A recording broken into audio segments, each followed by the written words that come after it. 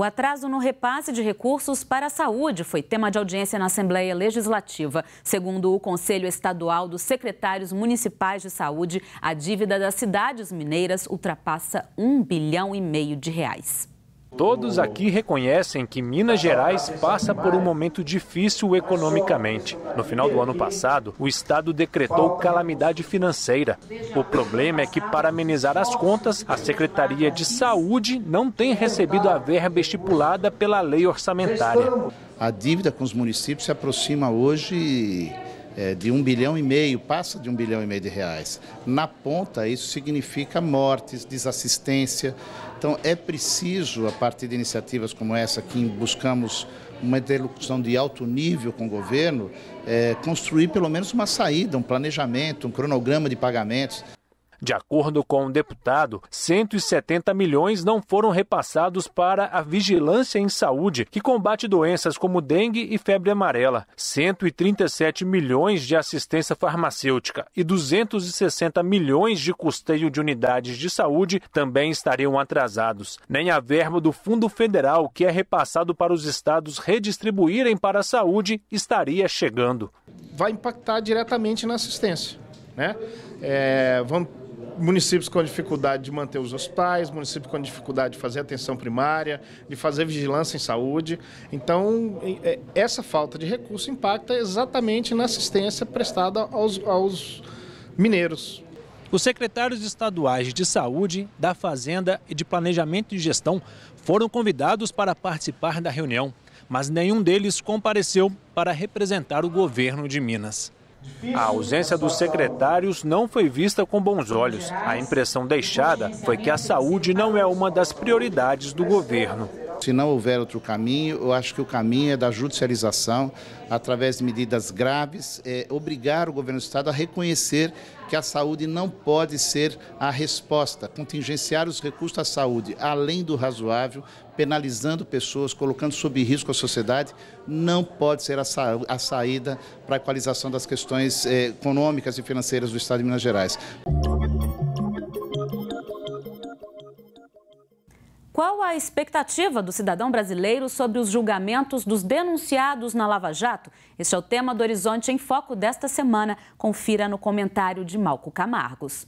São 108 citados. Todos os ex-presidentes e o atual. O comando do Legislativo, 1/3 dos ministros e dos senadores, deputados, ex-políticos e figuras públicas. A sanha por justiça é ampla. O cidadão quer ver o quanto antes os citados serem punidos com a perda dos mandatos ou cargos, com a impossibilidade de disputarem eleições, com a devolução dos recursos e também com anos de cadeia. Porém, vale lembrar o ditado: é devagar que se vai longe. Um processo deste tamanho certamente levará anos para chegar ao término. Provavelmente, os nomes envolvidos no momento ainda poderão disputar as eleições de 2018. O eleitor teme que o uso do foro privilegiado possa proteger os citados. Porém, este temor não procede. O que o STF fez ao autorizar a abertura de investigações é exatamente romper com o foro privilegiado. Tem até uma vantagem. Superada esta fase, caso condenados, são poucas as instâncias de recursos para se evitar o cumprimento da pena. Porém, enquanto a justiça trabalha, o eleitor pode fazer sua parte. Nas urnas, em 2018, verifique o histórico do seu candidato e, caso perceba que os indícios apontados pela Procuradoria da República estão sendo confirmados, faça outra escolha. E mais, continue de olho, pois, por enquanto, estão sendo tornadas públicas as delações de uma empresa, a Odebrecht, e vem muitas outras por aí. O último jogo para a decisão do Campeonato Mineiro será domingo no Estádio Independência. Apesar de não indicar a realização de jogos importantes no local, a Polícia Militar garantiu que vai aumentar o efetivo nas ruas. A partida de volta da final entre Cruzeiro e Atlético será no Estádio do Independência no próximo domingo. A Polícia Militar desaconselha a ação, mas acatou o regulamento da Federação Mineira de Futebol. Nós, desde o início do ano, a gente é a favor do jogo entre Atlético e Cruzeiro, bem como outros jogos cujas torcidas são rivais, e todos já sabem disso, né, que esse jogo aconteça no estádio do Mineirão, né? Mas a gente tem um regulamento e a Federação Mineira de Futebol que é a competente em determinar quais são os locais dos jogos, né, como que vai ser essa divisão de torcida. Então a gente somente está acatando, né, aquilo que eles decidiram e de certa forma até a partir da semana passada, e já estamos nos preparando para realizar o policiamento desse jogo que está definido para o Estádio de Independência. Segundo a ata da reunião, a equipe mandante de campo, no caso o Atlético, terá direito a 20.210 ingressos. Já o visitante, o Cruzeiro, a apenas 1.871, o que corresponde a 8% do total dos ingressos vendidos aqui no Independência.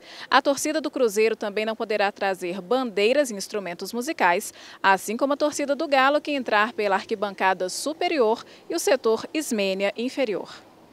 O estádio está dentro de um bairro, né, cujas vias são estreitas. Então isso tudo dificulta a divisão de torcida, dificulta a definição de acesso, né, facilita o erro das próprias pessoas que estão se deslocando ao estádio. Mas a gente vai ter todo o cuidado no planejamento de forma a permitir até mesmo o resgate daquele torcedor isolado que porventura cometesse erro. A decisão sobre o local de realização da partida e a divisão de torcidas aconteceu após brigas entre torcedores no elevado Dona Helena Greco no último domingo. Para quem mora no entorno do Estádio Independência, o clima antes de grandes jogos é de apreensão. Das vezes que houve a violência, realmente foi difícil, porque bomba na porta da nossa casa, né? Aí complica, né? A expectativa é de confusão, de problemas, com certeza. Entendeu? Principalmente a parte de baixo do estádio é pior, parece que as torcidas marcam de brigarem lá, entendeu? Foi prorrogado até essa sexta-feira, 5 de maio, o prazo para cadastrar pessoas acamadas e residentes em casas de repouso para receber a vacina contra a gripe. A vacinação domiciliar é exclusivamente para quem tem dificuldade de locomoção e não tem condições de ir ao centro de saúde receber a dose. O cadastro pode ser feito no portal de serviços da Prefeitura na internet, www.pbh.gov.br, pelo telefone 3277-7722 ou ainda no Centro de Saúde de Referência do Paciente. A campanha vai até 26 de maio. Em cartaz, no Centro Cultural Banco do Brasil, na capital, a exposição Empresta-me Teus Olhos é um convite aos visitantes para conhecer a produção artística de portadores de sofrimento mental. Formas e cores refletem o que se passa na mente e no coração do artista, mesmo que ele ainda não se reconheça como tal. Você vai buscando aperfeiçoar, hoje você faz um pouquinho, assim, hoje você vai melhorando, vai descobrindo, vai jogando as cores, né? Silvana faz parte do grupo que produziu 60 obras da exposição Empresta-me Teus Olhos. Todos têm sofrimento mental e frequentam centros de convivência de saúde mental da Prefeitura de Belo Horizonte. Os trabalhos são reflexos de como eles se sentem observados pela sociedade e um convite para que o mundo veja a vida pelos olhos deles.